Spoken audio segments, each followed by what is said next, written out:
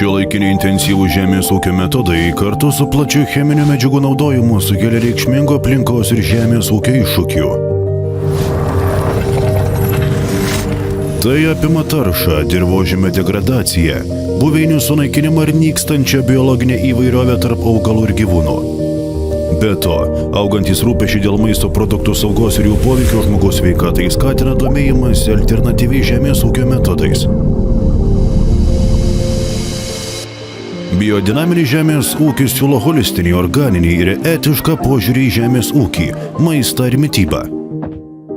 Tačiau kas išskiria biodinaminius produktus ir kodėl jiems turėtų būti teikiama pirmenybė prieš įprastus produktus? Pagrindinės skirtumas slypi dirvožemyje. Biodinaminiai ūkiai pasižymi geresnė dirvožemio sveikata. Palyginti su įprastais ūkininkavimo metodais, tyrimai rodo, kad šiuose ūkiuose yra daugiau organinių medžiagų, padidėjęs mikroorganizmų aktyvumas ir geresnė dirvožemio struktūra.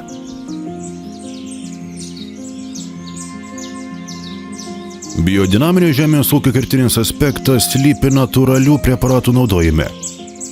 Šie preparatai pagerina natūralius dirvožemio procesus, įskaitant mikrobinę veiklą, sliekų buvimą ir fermentų veiklą šaknų zonoje, kurie yra esminiai augalų sveikatai. Biodinaminis žemės ūkis taip pat pabrėžia organinių medžiagų išlaikymą dirvožemyje per kompostavimą ir biodinaminius preparatus. Naujas holistinis metodas akivaizdžiai parodo biodinaminių produktų gyvybingumą. Išorinė produkto išvaizda gali būti apgaulinga, tačiau vidinė ne. Ekologiškų produktų autentiškumui patvirtinti buvo pradėtas naudoti biokristalizacijos metodas. Tyrimai rodo, kad biodinaminiai dirvožemiai pasižymi didesniu mikroorganizmų aktyvumu, kas lemia turtingesnį dirvožemį ir skanesnės, maistingesnės daržoves. Sliekai dar vienas dirvožemio kokybės rodiklis puikiai jaučiamas biodinaminėse sistemose. Jiems būdingas jautrumas cheminiams preparatams, todėl sliekų populiacija ir biomasė biodinaminėse ūkiuose yra daug didesnė nei įprastose ūkiuose. Biodinaminiai preparatai gerina dirvožemio sveikatą ir didina derlių bei kokybę ypač grūdams, pupoms ir duonos gaminimo ingredientams. Pavyzdžiui, ragų silicio preparatas 501 naudojamas prieš žydėjimą, skatina augimą, pagreitina brendimą ir gerina grūdų ir pupų kokybę, stiprindamas fotosintezę ir atsparumą stresui. Biodinaminiai metodai pagerina šaknų vystymąsi pupose ir išsaugo grūdų kokybę.